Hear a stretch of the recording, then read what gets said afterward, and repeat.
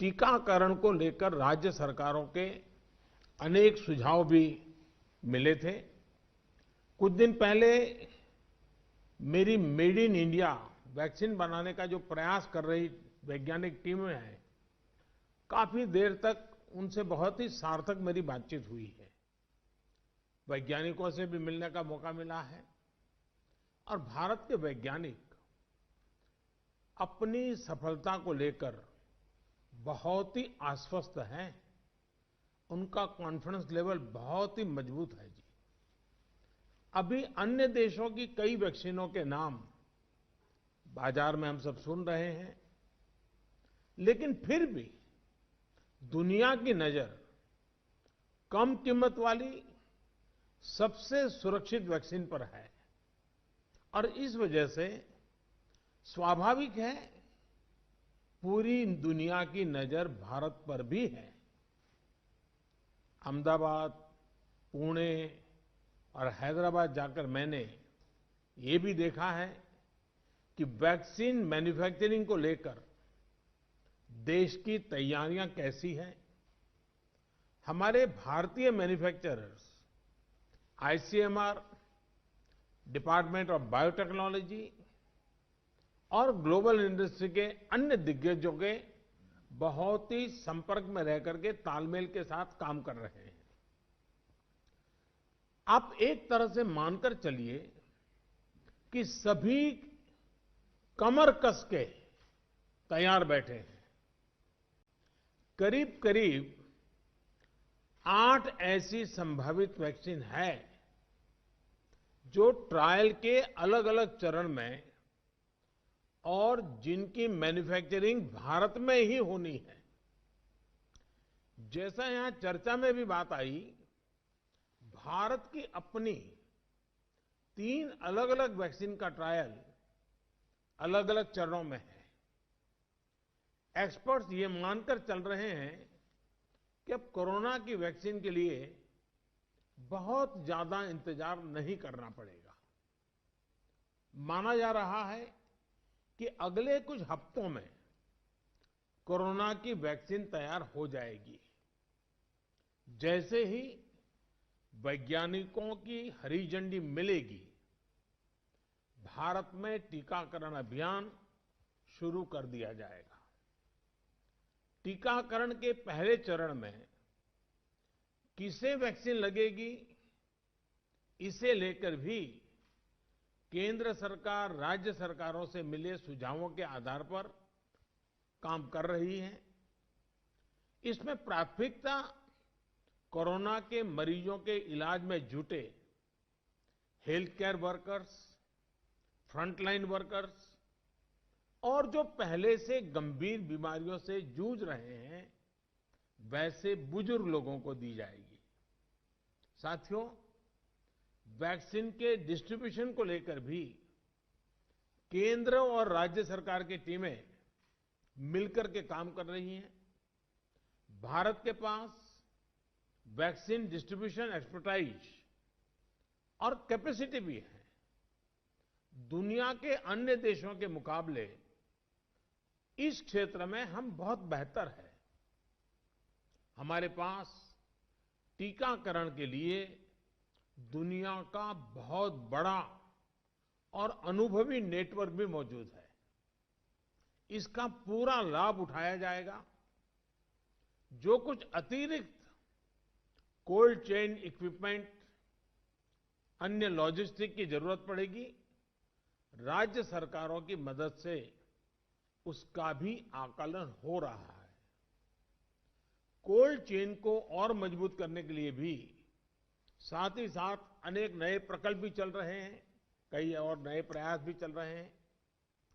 भारत ने एक विशेष सॉफ्टवेयर भी बनाया है, कोविन, जिसमें कोरोना वैक्सीन के लाभार्थी वैक्सीन के उपलब्ध स्टॉक और स्टोरेज से जुड़ी रियल टाइम इंफॉर्मेशन रहेगी। भारत में कोरोना वैक्सीन की रिसर्च से जुड़े दायित्व के लिए विशेष टास्क फोर्स का गठन किया गया था और वैक्सीन से जुड़े अभियान का दायित्व नेशनल एक्सपर्ट ग्रुप को दिया गया है। इसमें टेक्निकल एक्सपर्ट्स हैं, केंद्र सरकार के संबंधित मंत्रालयों और विभागों के अधिकारी हैं, प्रत्येक जोन के हिसाब से राज्य सरकारों के भी प्रतिनिधि हैं। ये नेशनल एक्सपर्ट ग्रुप राज्य सरकारों के साथ मिलकर के काम कर रहा है। राष्ट्रीय और स्थानीय हर जरूरत के मुताबिक फैसले नेशनल एक्सपर्ट ग्रुप द्वारा सामूहिक तौर पर लिए जाएंगे। साथियों, वैक्सीन की कीमत कितनी होगी, इसे लेकर भी सवाल स्वाभाविक है। केंद्र सरकार इस बारे में राज्य सरकारों के साथ बात कर रही है। वैक्सीन की कीमत को लेकर फैसला जन स्वास्थ्य को सर्वोच्च प्राथमिकता देते हुए किया जाएगा और राज्य सरकारों की इसमें पूरी सहभागिता होगी। साथियों, एक राष्ट्र के रूप में भारत ने जो फैसले लिए, जिस प्रकार भारत ने तेजी से वैज्ञानिक तरीकों को अपनाया, उसका परिणाम आज दिख रहा है। भारत आज उन देशों में है जहां पर प्रतिदिन टेस्टिंग बहुत ज्यादा हो रही है। भारत आज उन देशों में है जहां पर रिकवरी रेट भी बहुत ज्यादा है। भारत उन देशों में भी शामिल है जहां पर कोरोना की वजह से होने वाली मृत्यु दर इतनी कम है। भारत ने जिस तरह कोरोना के खिलाफ लड़ाई को लड़ा है, वो प्रत्येक देशवासी की अदम्य इच्छा शक्ति को दिखाता है। विकसित देशों, अच्छे मेडिकल इंफ्रास्ट्रक्चर वाले देशों की तुलना में भी भारत ने इस लड़ाई को कहीं बेहतर तरीके से लड़ा है और अपने ज्यादा से ज्यादा नागरिकों की जान बचाई है। हम भारतीयों का संयम, हम भारतीयों का साहस, हम भारतीयों का सामर्थ्य इस पूरी लड़ाई के दौरान अतुलनीय रहा है, अभूतपूर्व रहा है। हमने सिर्फ अपने ही नागरिकों की चिंता नहीं की, बल्कि हमारे देशों के नागरिकों को भी बचाने का हर प्रयास, अन्य देशों के साथ मदद करने का भी काम, हर संभव प्रयास किया गया। साथियों, फरवरी मार्च की आशंकाओं भरे, डर भरे माहौल से लेकर आज दिसंबर के विश्वास और उम्मीदों भरे वातावरण के बीच भारत ने बहुत लंबी यात्रा तय की है। अब जब हम वैक्सीन के मुहाने पर खड़े हैं, तो वही जन भागीदारी, वही साइंटिफिक अप्रोच, वही सहयोग आगे भी बहुत जरूरी है। आप सभी अनुभवी साथियों के सुझाव भी समय समय पर भी इसमें प्रभावी भूमिका निभाएंगे। आप सभी जानते हैं कि जब भी इतना व्यापक टीकाकरण अभियान चलता है, तो अनेक प्रकार की अफवाहें भी समाज में फैलाई जाती हैं। ये अफवाहें जनहित और राष्ट्रहित दोनों के विरुद्ध होती हैं।